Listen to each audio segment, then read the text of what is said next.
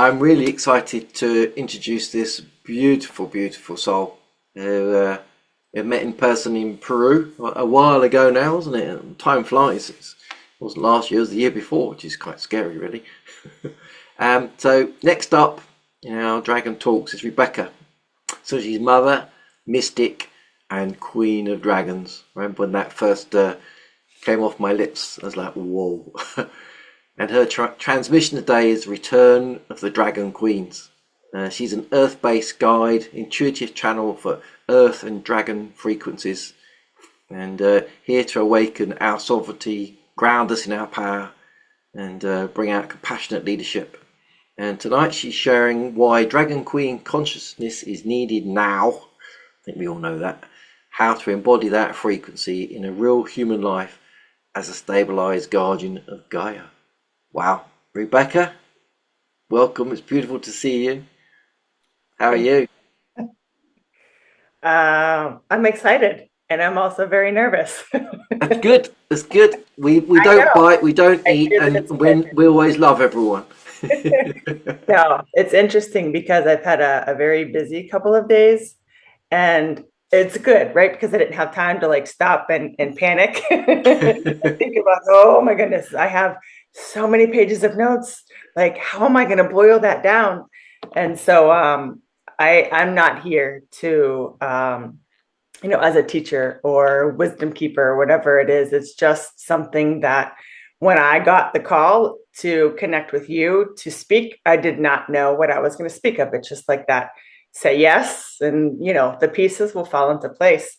And so that's how this has transpired. And I love the connection between what Atlantis was sharing and what I'm sharing, because as she was speaking, it's like in my mind, I was going back to when I was in Egypt a year ago.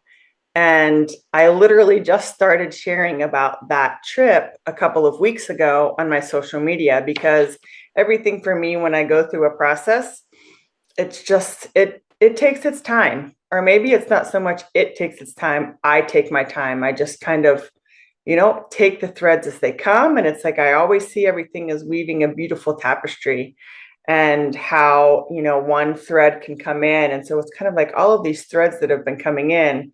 And what I was feeling when she was speaking is that connection to Egypt, but for me in particular, and kind of how this has unfolded and why I want to share about Dragon Queen consciousness today, is a culmination of what a journey that I took that began in England to Peru to Egypt. And so I love that, like, you're holding those England keys, or all of those who are here, who are in the UK. And I'm wearing my Peruvian shawl that I picked up when I was there. And then Atlantis was bringing in the Egyptian piece. And so I love it because each of those pieces, or each of those pilgrimages, held, keys and codes for me, for what is now bubbling up within me, that is directly tied to my earth mission. And I love that she said in the beginning about, she remembers, or was here in the beginning of the earth. And it's like, boom, like that one came in. It was like, yes, yes, I remember, like I was here too, And so I just love the synchronicities. So I'm going to share a little bit about what transpired in Peru when we were there, because it caught me off guard, because I have been going through this journey of understanding what I'm here to do. Like, when your life falls apart, you start to listen and say, I'm here for something more. And so I've been following the breadcrumbs for years now.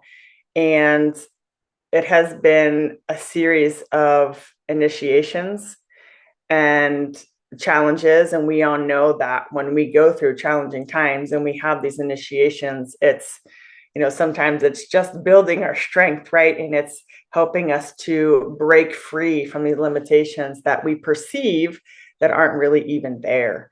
And so I don't have an agenda, but it's so funny because when when we were in Peru and the shamanic journey that I went on with you and what transpired, it's like I came home and I started just like writing. And it's funny that Atlanta says that, but I was writing and I would just write and write and write it. It's kind of like until the words just were done coming out of me.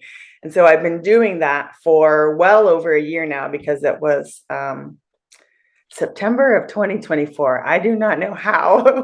We are in January, Kev. I have it's it just happened.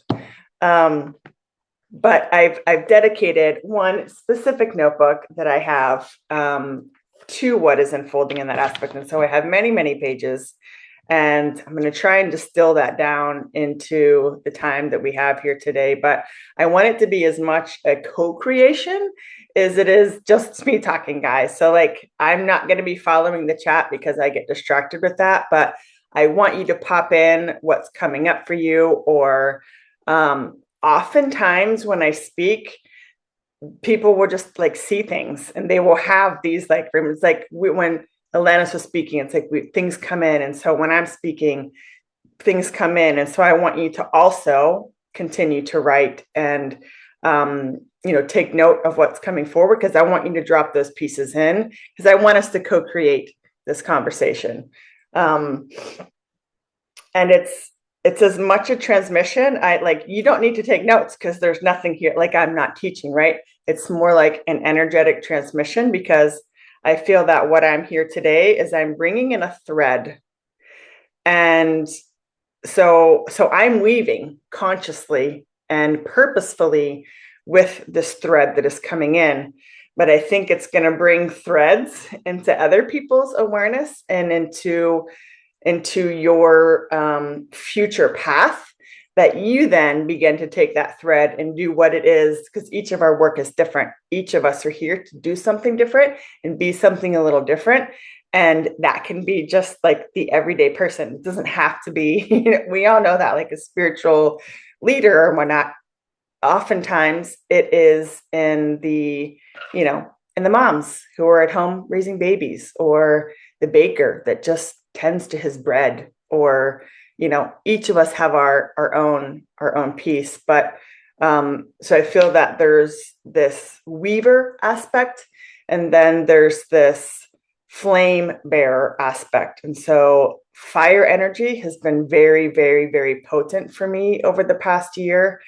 And when I started my podcast, I actually named it the Soul Flame, because I see myself now as when I'm a flame, when I'm sharing my light, like Atlantis was saying, we're all just shining our lights, right? Then when I was in a deep journey, I had this vision, and I've actually had the vision repeatedly, many times now, and I close my eyes and it's just like, what is my piece? What am I here to do? What is the next step? And I continued to see this big flame igniting. And then and I'm always on top of a mountain. And then the mountain across from me, it's like, then that flame ignites. And then there's another, farther down. And it was forming for me. What I could see was the spine of a dragon.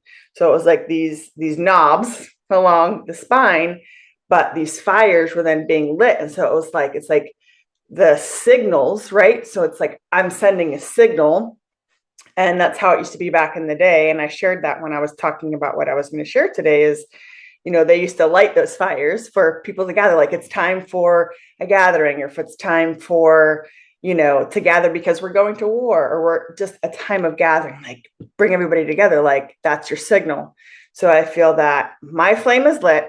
I'm sending signals, and it's not just lighting other fires, but it's that spine of that dragon. And so I feel that each of us that are connected, and we feel like connected to a soul aspect that is dragon, but we're also one collective, like one giant collective dragon. And so the way that is unfolding for me is really interesting. And it's got me a little knocked off of I had to have a really big ego death when this started coming forward, because I would sit back and say, no, like I really had to go through the ringer to get to the place where I can speak to this now because I understand why I'm being called to bring this forward. And it's a piece of me. It's a part of me. And it's something that I can't ignore, just the same as others have their gifts. Like, this is a gift that I have.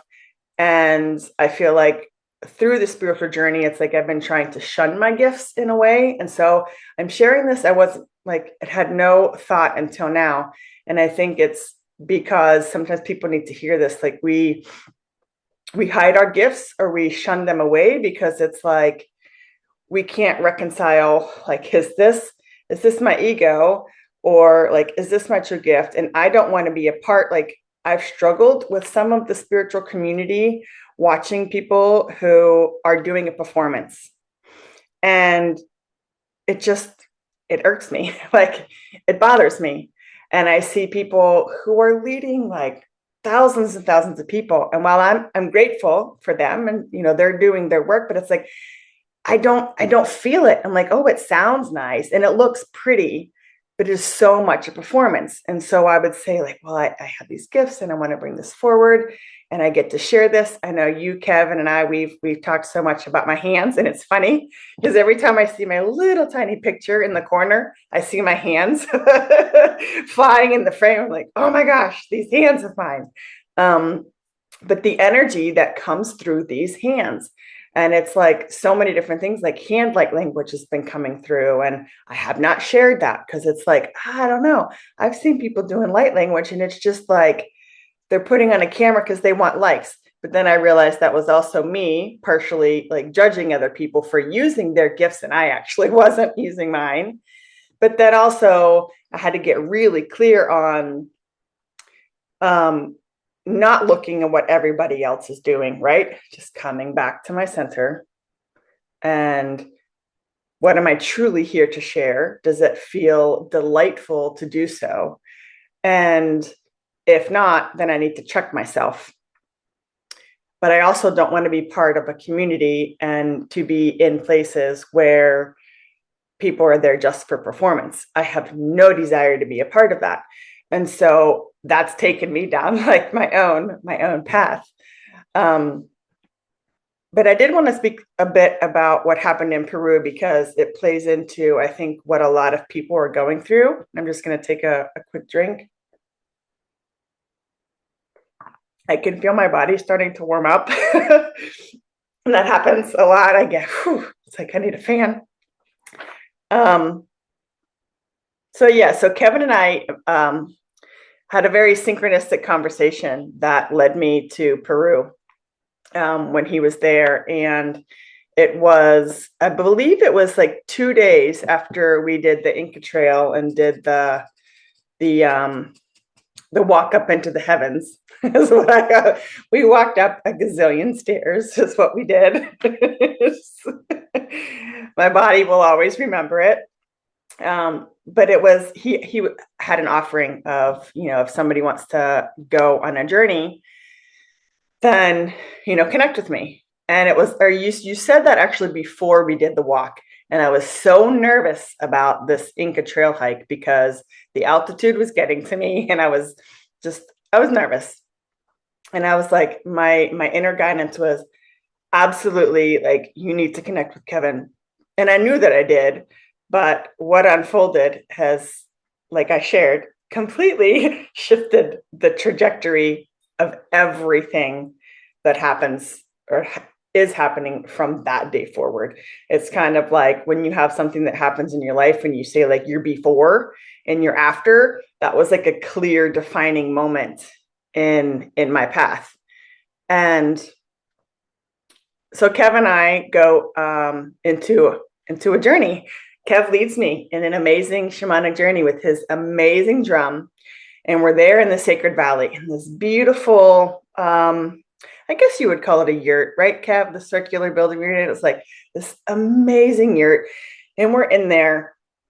And I felt called to go sit in a chair, but facing outside. So he's like behind me drumming, and I'm facing these just glorious mountains, and he's drumming, and I'm going on this journey. And was like, what was happening? I couldn't quite like, I was trying to figure out what was happening while it was happening. And I realized that's not how these journeys go. Like, you just have to be there. And so Kev was amazing and really just kind of brought me back and just allowed everything to unfold. And as he was drumming, and as I'm in this journey, which started with me just going into the earth. It wasn't anything about like, oh, I'm traveling here, traveling there. It was like down, down, down, down. I went down into the depths of the earth and like into these dark passageways. And I walk, and there's this huge opening in the center of the earth. And there were all these dragons who were lined up. And it's like, I'm walking, but I'm like not understanding why I'm walking like alone. It was very just weird how it was unfolding.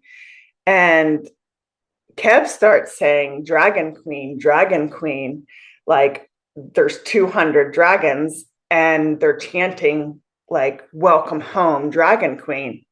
And so just fast forward, and I'm feeling that like really big in my body at the moment.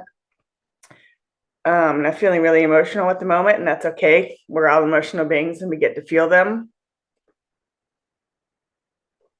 But there was a moment where I was walking up the steps to a platform, but I was walking along the spine of a dragon. Like the dragon transformed, his tail and spine transformed into steps. So I'm walking up these steps to this platform, and they hand me a cup of white liquid and I like a scepter, and they're wanting to crown me. And it was all just like, again, my mind was just going, what is this? Is ridiculous, Kevin. Like, where are you pulling this from? Right. But long story short, I came home from that trip in Peru, and as Atlanta says, you write. So I wrote and wrote and wrote and wrote and wrote. And so I've been really connecting with the queen archetype. And so like, I thought that was the journey that I was taking. And so I started diving into what are the qualities of the queen? What does the queen embody? Like, what are the gifts of the queen? What does she bring to the people? And I mean, I would just write and write and write. And I was reading people's blogs, and I was like, it was in essence, I was looking outside of myself to a degree. Like, I was looking for information. And then it was like, I had a huge shift, and it was like, no, this is an inward, downward journey. And that is why in the shamanic journey, I wasn't like, this wasn't a top down, like channeling of something. This was from within. And so when I look at the earth, it's for me like my body being a holographic representation of the earth, and going down to the womb of Gaia means going into my womb and going into the deepest places within me and what is there. And really, that's for me, it's been a journey of shadow work, like a lot of shadow work, because when you go in, you're not just going to see the good, like amazing things. It's like, you've got to really uncover and clear out those cobwebs and look at what is happening there. And, but in the meantime, it was like, I was searching for something that I was to a degree afraid that I was actually going to find within myself, because when I found it, I knew that that was a call to embodiment, and that I couldn't ignore it anymore. Because like, when it comes out of you, it just comes out of you, right, Kev? Like, you can't, it's like, you can't, something's exploding, like the volcano's exploding, you can't just put a tap on it and like put it back down.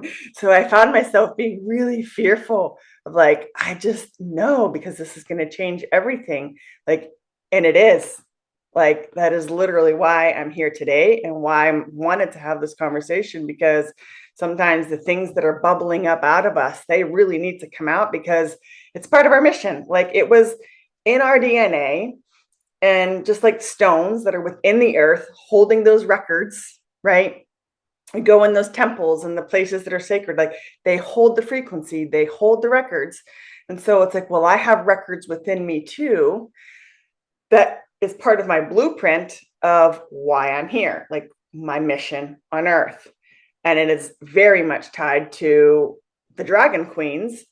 And while they are in like what I believe, and of course, you resonate with whatever whatever is your truth, whatever you resonate with, you can take whatever I say and take one little piece and like chuck the rest in the bucket. Like it's, you have to follow your truth.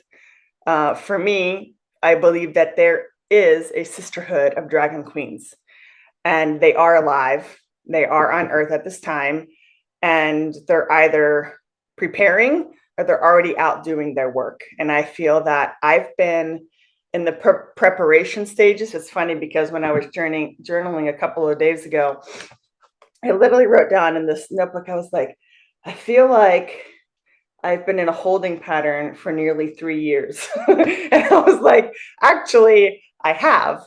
But in all reality, I've been like hiding in plain sight. Does that make sense? I don't know if that lands for everyone, but I feel that it's not these people who are like, that have it all together, that are perfect, that have the million followers, that have like the perfectly curated offerings and podcasts that are traveling the world. It is the everyday human being, man and woman, who is making the choice to live into their inheritance, which is divinity. Like we are a divine expression or an expression of the divine. We're choosing to live into that, to embody it, and continue taking steps on our path, regardless of what is happening in our lives. I could tell you sob stories. I've got some really big, for a lack of a better word, SHIT, like happening in my life at this time. And it's like, okay, this is here to teach me something. This is here to evolve me and grow me. And I can be grateful for that too, because I know the woman that I am becoming is going to need the lesson or whatever it is that's attached to the experience that I'm currently having. But I think that we sometimes see the people who are called to greatness as someplace outside of us. And we look to these, you know, magical, amazing, wealthy, extraordinary people. And it's like what we have, like me as a full-time mom for the past 12 years, that has been just like that journey that I've gone through just through motherhood, which was an initiation of itself, is enough. It's always been enough because it is what is part of my blueprint. What has come forward has always been within me. I've just been trying to put that top on because I knew that once I took it off, my life is it's gonna change. And so like a year ago, a little over a year ago, when I was in Peru, it was like, I knew that I was taking the top off of something and I was kind of nervous to do so, but I knew that it had to happen and that perhaps it was even destined to happen. I don't know. But it wasn't until a few weeks ago that that I set a really clear boundary, and I actually said yes to myself. Just before the holidays, I was meant to travel to Florida, and it's a long story. I won't share the details, but I wasn't feeling well. Like I was feeling really heavy. I felt that there were things happening inside of my body that was just part of this detoxy phase that some of us are going through with the snake energy, right? I don't know if you guys are feeling it as much as I am, but it has been really, really intense. This final corridor, this final shedding phase. It's like the snake is saying, like, oh no, we're shedding it all.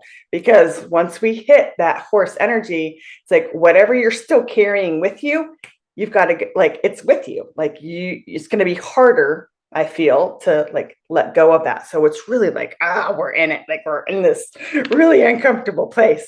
So I was feeling a lot of that in my body. And it was over the solstice, like all of these things. And I just made the decision. I was like, I'm not going. I'm going to stay home. I'm going to care for my body.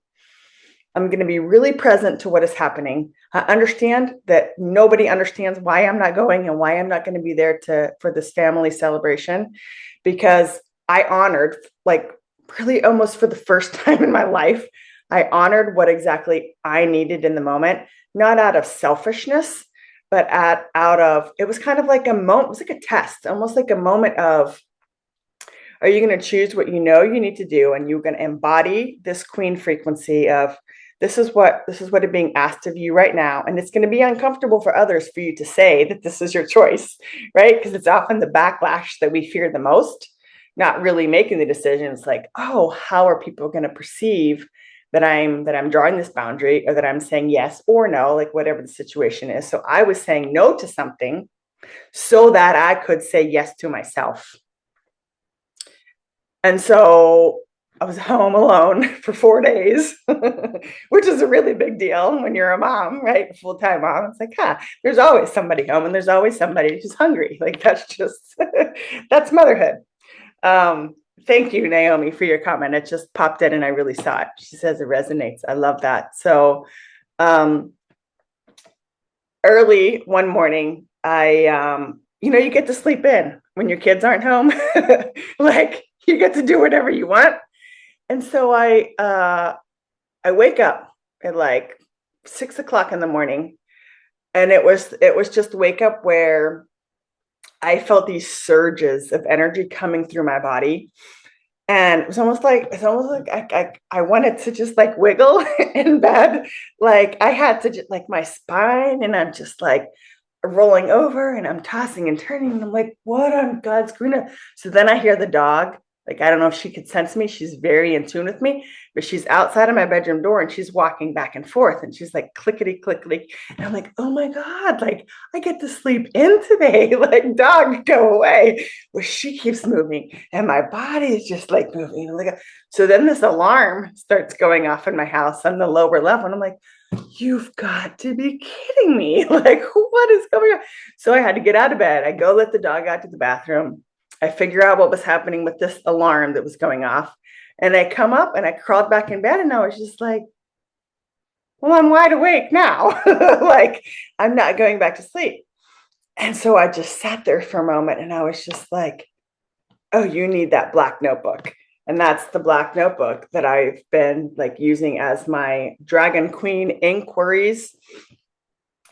And the words that came across, this was December the 19th of 2025. And I wrote Queen of Dragons as a living consciousness, to be remembered and to be embodied. And it was just like, time stood still, like everything started moving. And I just was sitting there, like in the silence of my bedroom. And it was like, that was the piece that I had been just curious about, what all of this meant. Like all of this, okay, Kev was there. He knows I'm not lying. He knows that I'm telling the truth.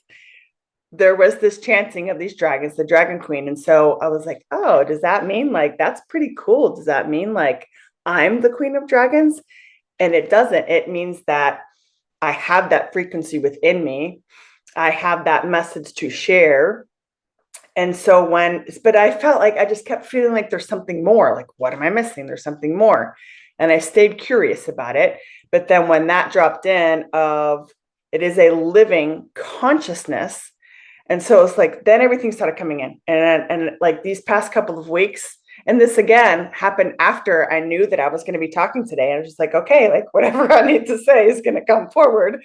So thank God that I trusted. And so that's a message for some of you too. That was actually just shared with me. That's a message for some of you too, to say yes when you know, even if you don't know the path, even if you don't know the why or the how, because I didn't know the why well, I kind of had an idea of the why, but I didn't know how it was going to unfold. Some of you have to just say yes when the message comes in. We ask for guidance from our guides. We ask the dragons, show us a sign. The sign drops in front of your face, and then you put it away because it's like, oh, that doesn't make sense. It didn't make sense that I signed up to speak on January the 11th on a 1 year. So we have our 1-1-1-1-1, an amazingly beautiful day. And so saying yes to that, it's like then saying yes to myself and creating the space for my body, like body, mind, and spirit, was able to be fully present for that to drop in, because I said yes to myself and I said no to something else. And that was a courageous conversation that I had to have, but I had it anyways. So sometimes it's just following what our guidance is, actually. Like, we make it extra hard on ourselves by getting the downloads, getting the information, and then actually saying, well, that doesn't make sense, or that's too hard, or I don't want to do it. So that just came out. Sorry for all of y'all if that's harsh. Sometimes the Dragon Queen likes to speak really directly, okay? So that explained, like, after I wrote that, then I kept like writing. And so some of the things I'll share, but it took me back to England, and it took me back to that land where, when I was there, I had an inner earth journey there as well. Just laying flat on the grass, and it just like I just dropped into the earth. And so it's always this inward pull, like this inward journey. And there were ancestors there, like there was a whole council. And I'm not really feeling called to talk about that. But then it was the same thing happening in Peru, like with the shamanic journey. And it's sometimes the things that we're actually searching for is held within our cellular memory. And so it's that journey inward. And we're always looking for answers like outside of us or connecting up. And like, I do that, guys. Like, when I'm meditating, I mean, my crown is wide open. I'll just pop to like I feel like an entire other universe sometimes, if I'm being honest. But this journey back to the Dragon Queen consciousness is as much going down and into the earth and rooting. And one of the main focuses and words that's been coming through is about stabilization. Like, yes, there's the embodiment piece. And I already feel that there's a whole series of transmissions that are starting to flow from me that are basically from the Dragon Queen consciousness. I don't know how that's going to unfold. If I tried to figure it out now, I would probably say that's too much and I'm not going to do it. So I'm just going to, like, when I get the okay, then I'm going to talk about it. Perfect. I'll talk about it. That's fine. But it's this, what are the right words? Sometimes I look for the right words. Yeah,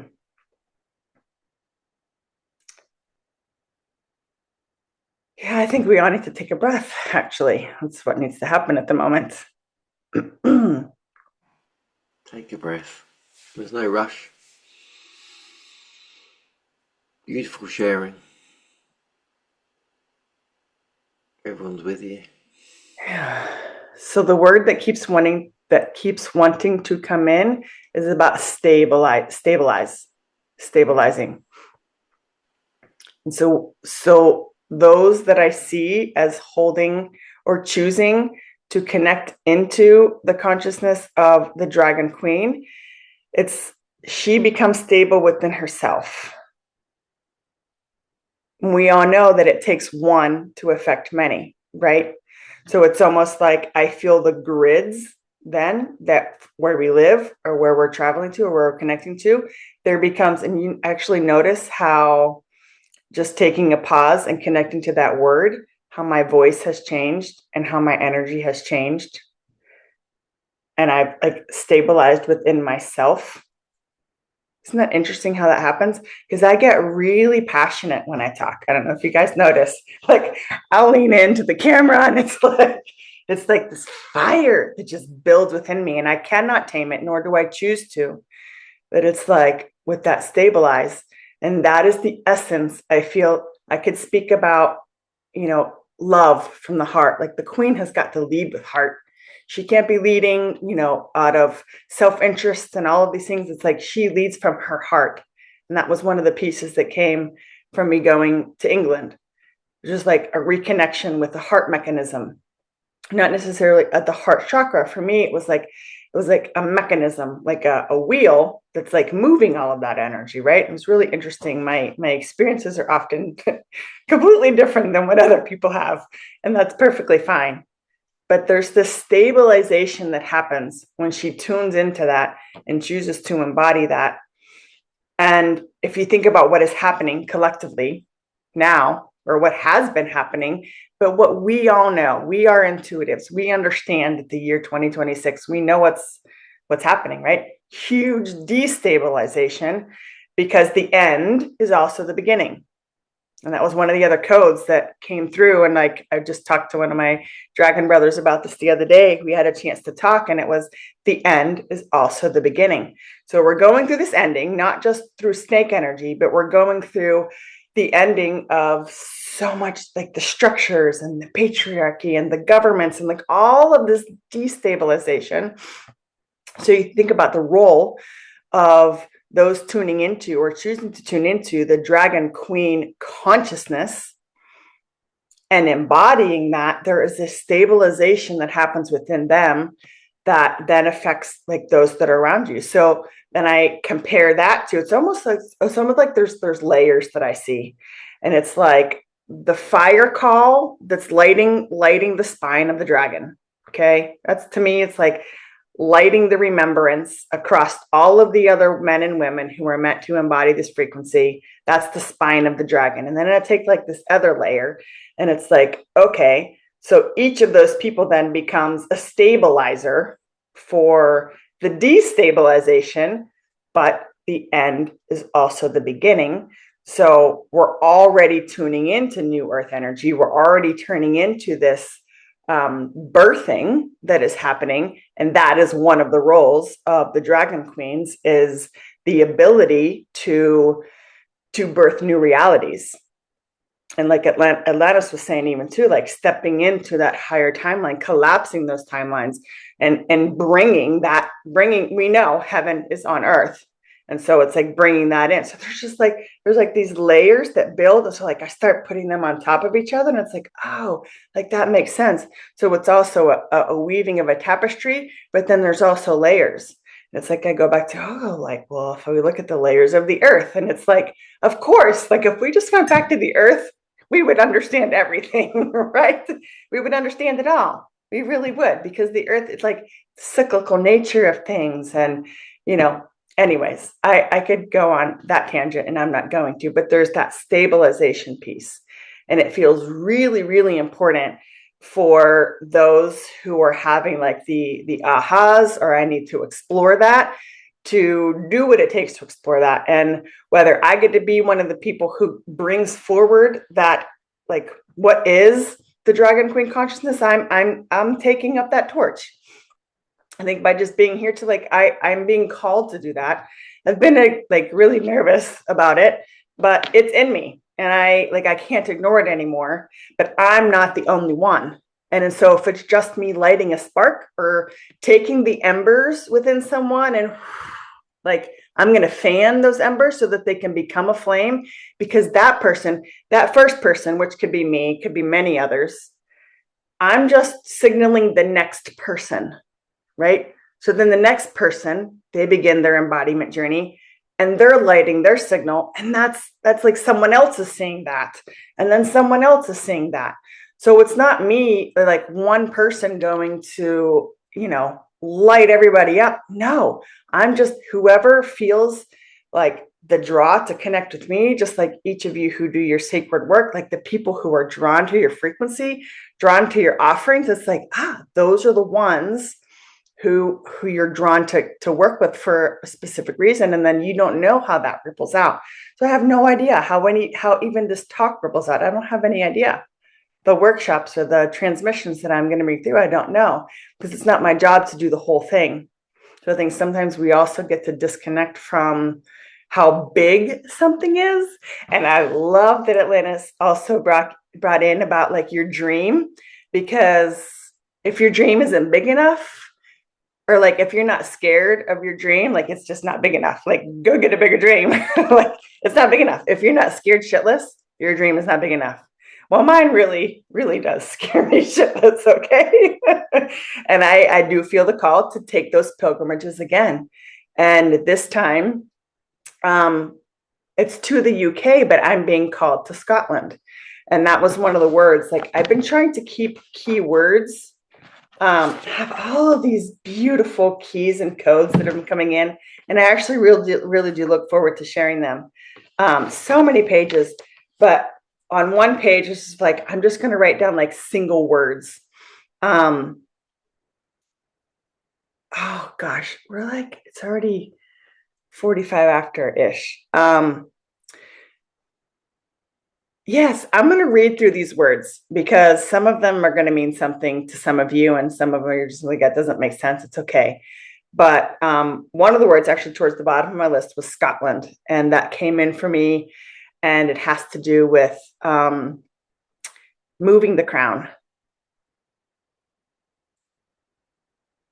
And so I think there are people here who are going to need to connect with me, or I need to connect with you.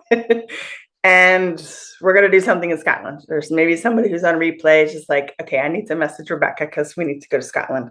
But it's about moving the crown to the top of Scotland.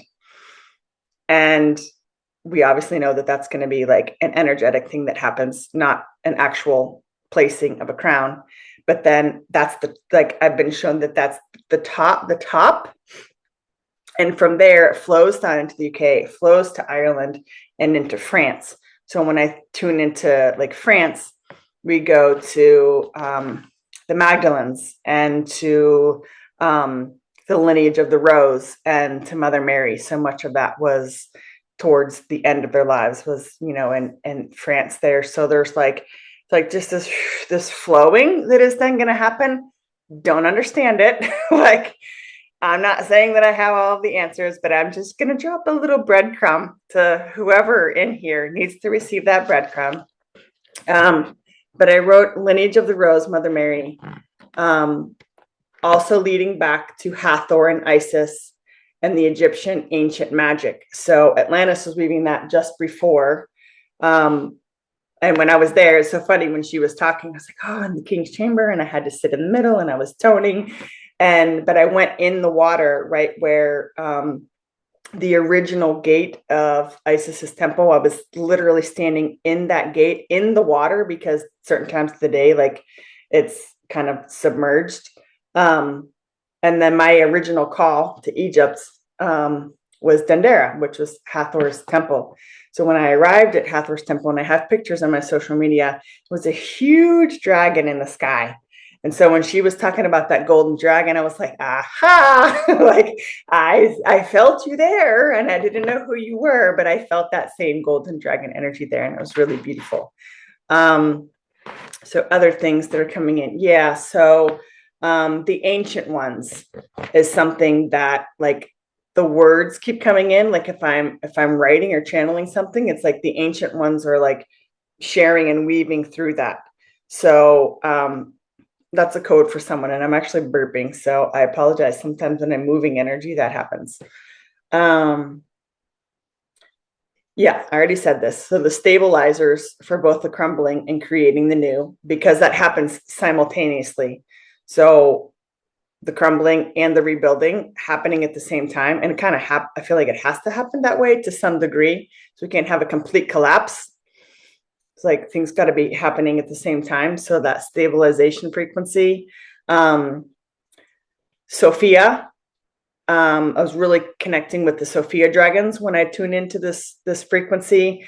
And for me, what that represents is the heart womb connection. I think so many of us, like we go to our heart, like we go through the chakras and things, but it's kind of like the birthing happens in the heart womb.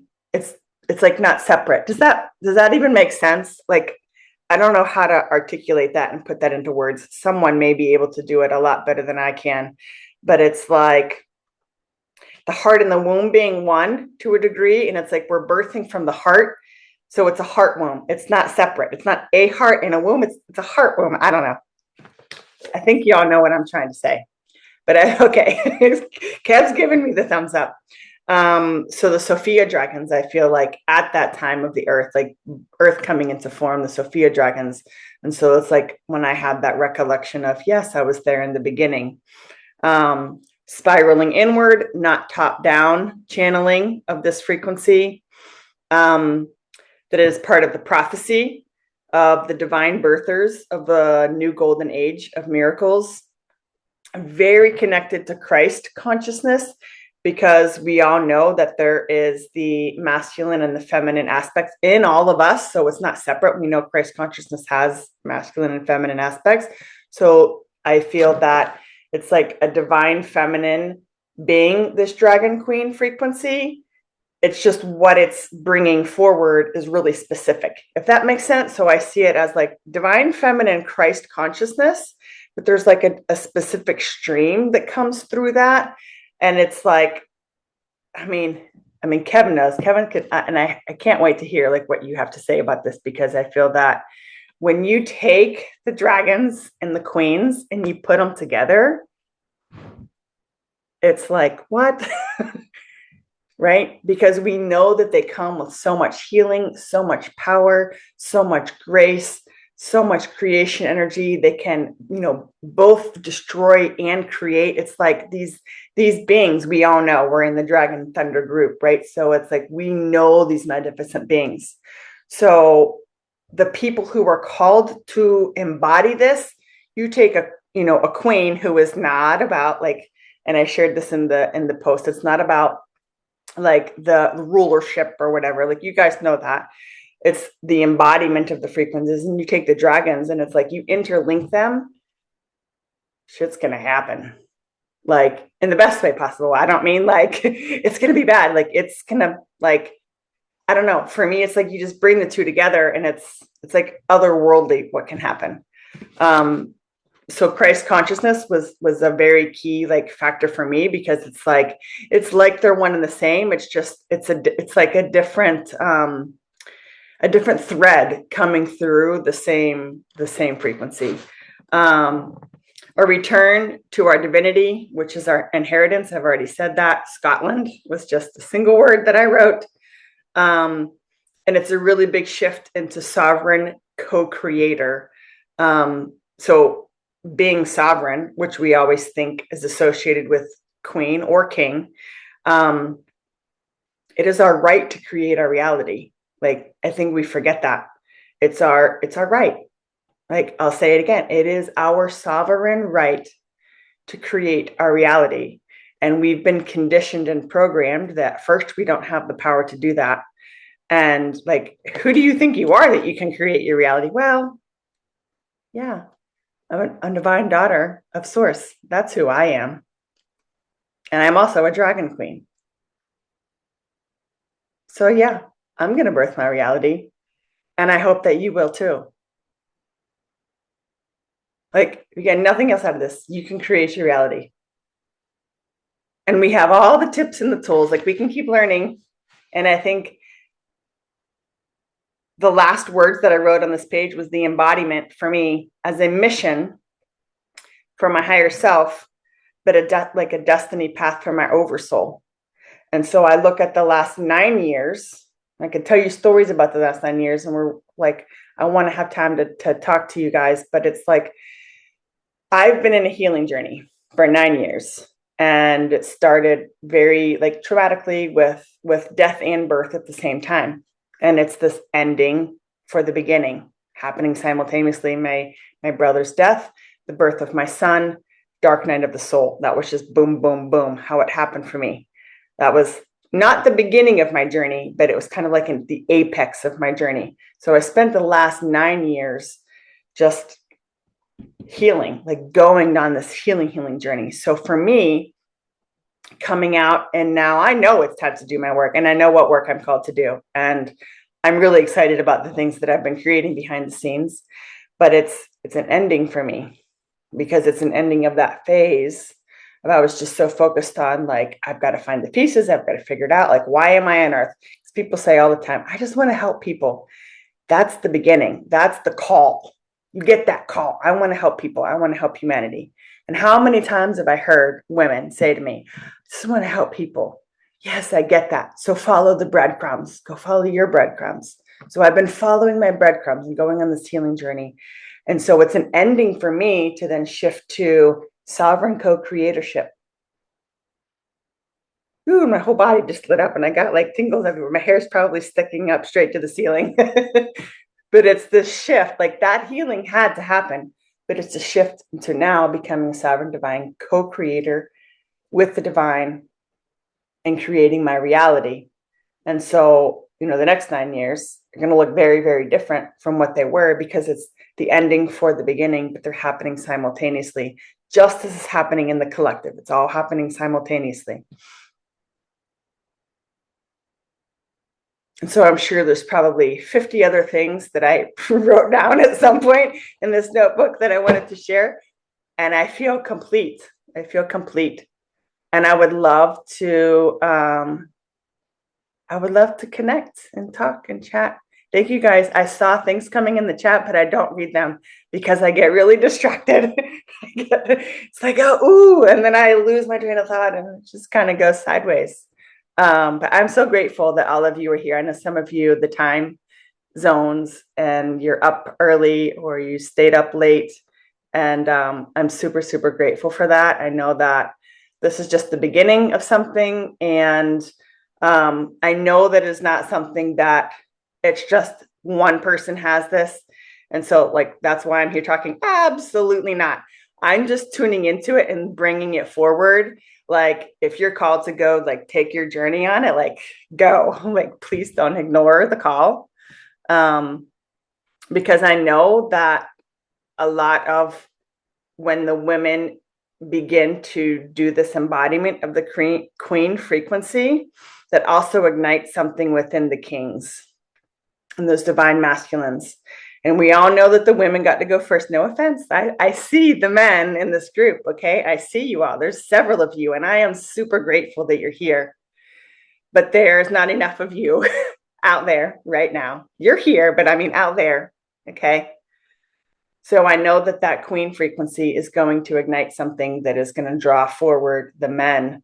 And so then you have your divine union and your Hyros Gamos. Like, it's like, it's happening now, but that I feel like that's in the future, because that is what we're creating. And I feel like the women who are going to embody this queen frequency are the ones going, I'll go first. I'll put my hand up and I'll go first. Not knowing where it goes, how it lands, but just, I think I put both hands up.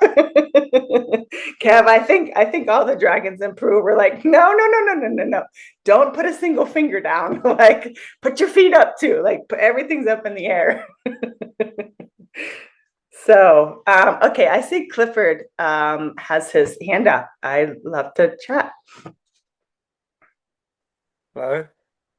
Hello. Yeah, just what you were saying about Scotland. Oh.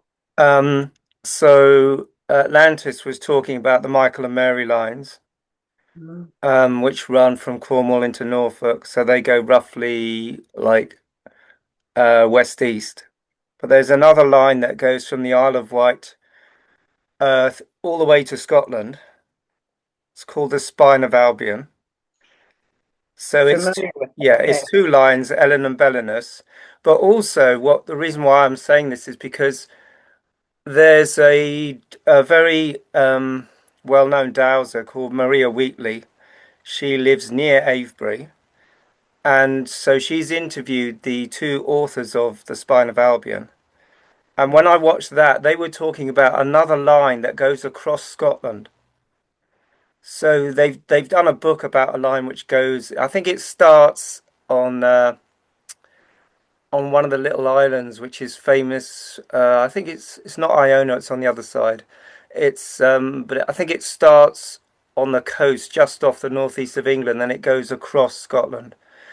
And they discovered a lot of very interesting things about Scotland. And so I mean, I'd have to write the details in the chat, but those two dowsers have, done fantastic work, because I've read their book, The Spine of Albion, and it must have been a hell of a journey, like going across the whole of the length of the UK. And it's a beautiful book, and I learned a lot from it. And so if they've done one about Scotland, then I'd recommend that. Thank you. Yeah, I in my research, I saw that, and I didn't like dive in. I kind of felt like, ooh, it's like it was energetically there, but it was almost like, oh, it's like you're not ready for that, because I get sidetracked a little bit. Like when Yeah, I that's go down a yeah, rabbit path, it's like, oh, I spend a little yeah. too much time there. But I love that you brought that in, because I was working with the channeler who lives in actually Los Angeles, who went there, and they were doing some grid work on the spine of Albion, but I was tuning in just online, like, because I was still here, and I'm in North Carolina. I don't think I shared that. I'm in the US on the East Coast, on North Carolina, in the Appalachian Mountains, near the Appalachian Mountains. And if you all like Pangea, or however you say that, like if you bring the continents together, the Appalachians connect into the mountains there in Scotland. So there's always been like these pieces. Right.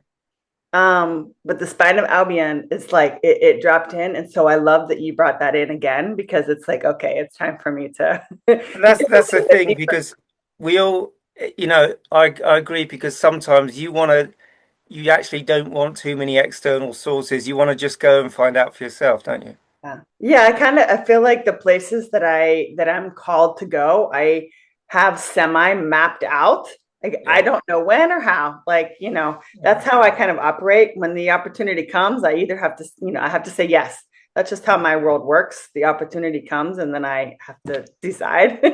But I'm like, I gotta put it out there, because someone on this call is gonna know something. Or because it's not a journey that I want to take on by myself. I want it to be a collaborative effort. So thank you for the Okay, pleasure. clarification. Thank you.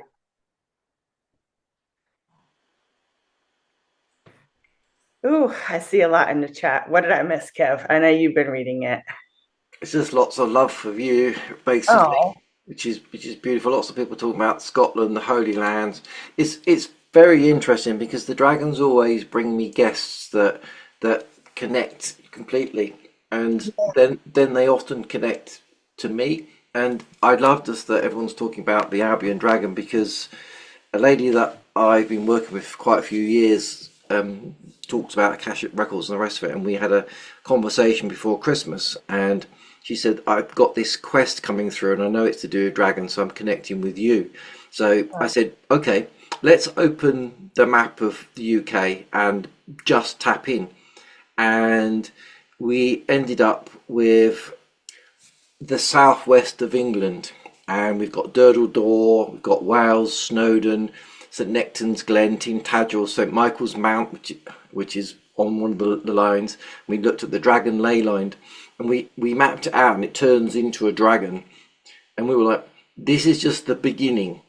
And then I tapped into it, and we realised that this is the starting of the southwest near the dragon ley lines, and that we are honouring the land, the ancient dragons of the realm, and Albion dragon. And that's where the Albion dragon came in. And then we were talking about clearing, enabling, and receiving. And I've got this post that I had here to share, just to show that I couldn't type this much. This I prepared earlier to show you that the synchronicities of this.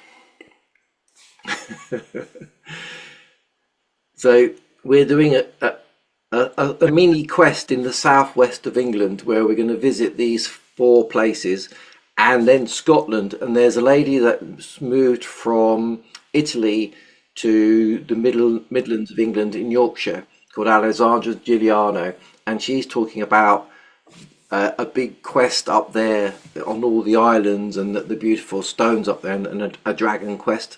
So that's sort of our next bit. We're not quite sure when that's going to happen, but we've all put our hands up to say it's going to happen. So there's something here about reawakening the land and the dragons in the land. And if all the queens, because at the end of the day, 97% of the people that are talking about dragons within the Dragon Thunder are ladies. There's a few of us guys holding the space, but there's a small number of us. And you're right. Once the queens awaken, the kings will step up, because the kings will step up to look after the queen while she's doing whatever she's doing. So there is a big movement happening here, and no one understands where it's going fully, but we're all putting our hands up and going, yep, I'm in, And like you are, Rebecca, I'm fully in, and yeah, on the way, I'm feeling a little bit like, is this really for me? And then there's an ego death, and you realize it's not about you. It's about just being the one person that steps forward, and maybe that inspires the next and the next and the next, like you say. And then there's that, you've seen the spine, and I've seen the spine going up the middle of the UK, and bringing us, because we are at the moment fragmenting, the world's fragmenting, and therefore we need to bring the energies back together. Maybe how, I don't understand fully how it's going to work, but we're all just turning up with the intention of connecting to the land, honouring the land, receiving from the land is just a good beginning. Yeah, so I think it's beautiful that it's led through. So did you already have written on your post next Scotland, but you hadn't shared it yet? Yeah, I'll book my flight now, Kev. But yeah, Alessandra, before she moved from Italy, was talking about doing stuff in Scotland. It didn't quite work last year, but she's definitely wants to arrange something. And I was like, yeah, I'm driving up wherever we're going, whatever we're doing. But yeah, so we're putting it out there, and the thing is, we're doing this in our little bit of England. I know that Leonie is doing it throughout the world and connecting many of the chakras throughout the world, and there's other people doing their bit. So it's not about just me or just Rebecca or Leonie or anyone else. It's all of you in your own area. Even if you just go to your local park and connect to the land, we're all, like you're saying, we're that little light, and it shines and it goes to the next, and people go, oh look, there's a light, and suddenly there's lights everywhere, and then the lights become closer and closer together. It just raises the frequency and the energy of the planet to bring in the new Earth. The new Earth isn't a new planet; it's this planet with a higher frequency. I mean, that's what I'm seeing anyway, and I'm sure we're all seeing different things. But everyone's doing their little piece of it. Yeah, you've got your hand up. Please speak. Oh, hi everybody. Hello, Rebecca. So lovely to listen to your story. Really, such an inspiration, and everybody's here bringing beautiful energy. I just wanted to mention about all of us doing the work and holding the codes and working with the grids. I saw a really lovely short reel some months ago on social media somewhere. I have got the link, but I can't find it right now, where the guy said that women, whether they know it or not, carry the codes required for the new earth in their wombs, and just by being there and just by going to a place, just by walking on the land, you're bringing those codes in. And I think it applies to all of us. As you said, this diamond consciousness. Sorry, that's interesting. Okay. The dragon queen consciousness, the Christ consciousness, the diamond consciousness, this is held within all of our bodies, male, female, all of us. And so the men will also be carrying codes in their hara. That's all I wanted to add. Thanks so much. Beautiful, thank you. So Rebecca, any last thoughts from yourself? And thank you for coming on and sharing so beautifully. I think you've touched many of our hearts and lit a fire in many of us, that spark that was in us. I'm sure you've like, and many of us are like, wow, okay. Any last thoughts? Wow. No, I really do feel complete. I'm just, I'm grateful for the opportunity, and that you've created this platform for those of us who feel a little bit nervous. And it's like, I'm going to be amongst family, right? Like, you create this space that feels so safe. And I think some of us who are like, have gone through, like, overcoming the fear of sharing our gifts. And that's sometimes attached to things that have happened on other timelines. We've been there, the women and the witches, we know. But you've created like this place for us. And so the way that I experience it is, I do have this fire, and like, I can't ignore it. Like, it's there. Okay.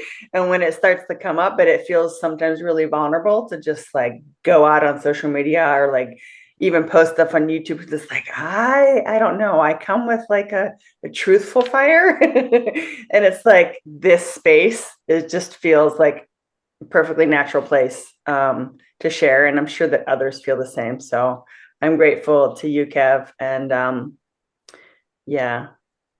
Okay, wait, let's see. There's a comment about Scotland. I need to read it.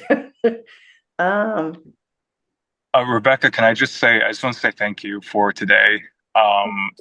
Really, really powerful transmission. And I'll speak for myself, but I feel like, it will resonate with most, if not everyone who's listened to this, is that I really, this Dragon Queen thread of Christ consciousness that I have known is within me. But after hearing you speak, after this transmissions for the first time, I feel it actually alive inside of me. Oh. And I feel you've just done that for many, many people and for all of us as a collective in many ways. So I just wanted to really offer you deep gratitude. Love you, Dragon Sister. And I can't wait to see what else comes from you. Thank you, brother. I can't wait to hear and see what comes from you too. Thank you, brother. Oh my gosh, you guys are the best. If you ever have to talk, do it in the Dragon Thunder group because it's beautiful people. Thank you, Elijah.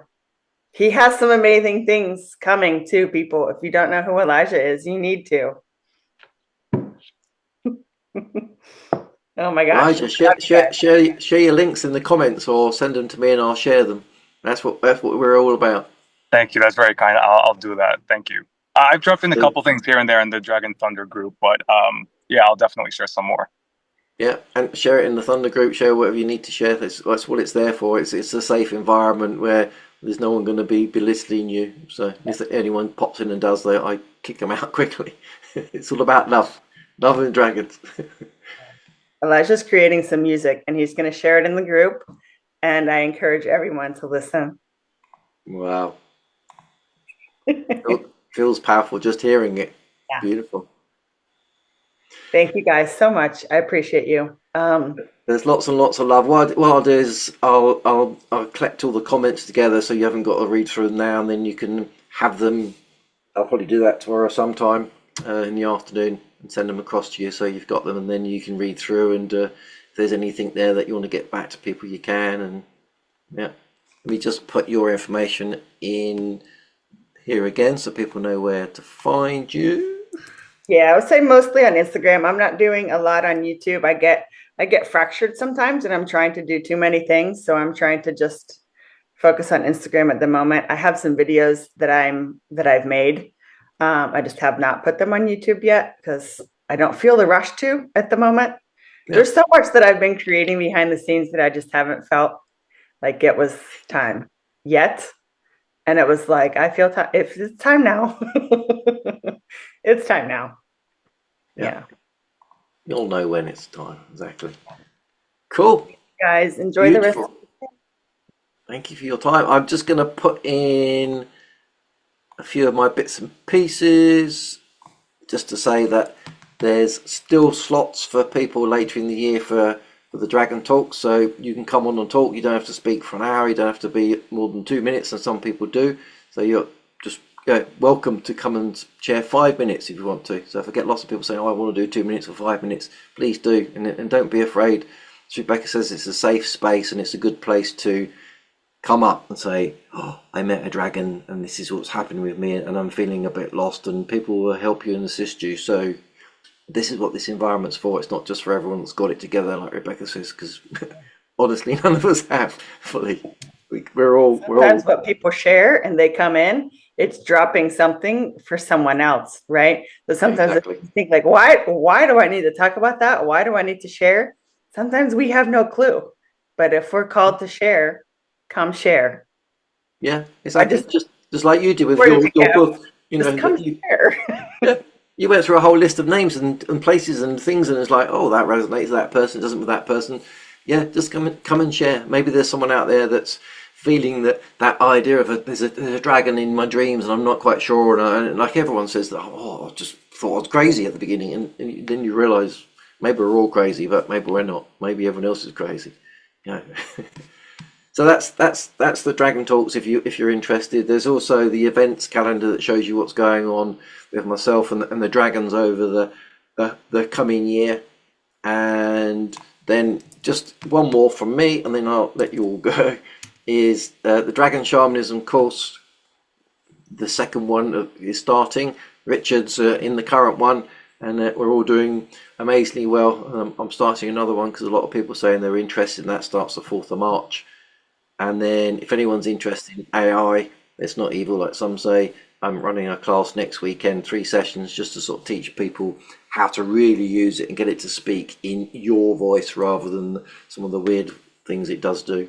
Like, you just teach it who you are, you know, what your business is, what you do, what your ethos is, that you're interested in dragons and the rest of it, and just generally your voice, so it can speak to you in a way that's better than its sort of standard Americanization. I think, again, as Americans, I want it in my British English, and you want it in your French, and you want it in your German, you want it in your American, you know, whatever it is, you teach it to talk to you. So I spent $1,000 and worked with Tony Robbins and have learnt a lot, and I'm just sort of sharing some of the basic bits. So if anyone's interested, I think there's 2 people on the course so far. If there's only 2, then so be it. We will teach you whoever we need to. So it's beautiful. What a way to start 2026. Woohoo! 2 powerful, beautiful souls. Rebekah, thank you very much for stepping forward. It was gorgeous to listen to you. And as you were talking about the story in Peru, I just had full remembrance of full shivers. I was like, oh, I remember standing there behind her while drumming, and she was like, I am the queen, sort of thing. You know, oh, I think I am I? Maybe I am. Should I own it? It's like, own it. That's exactly how it went down too. Like, am I? Is it? Am I? Gorgeous. Thank you very much. And I will see you all next time. Have an amazing week. There you go. Bye.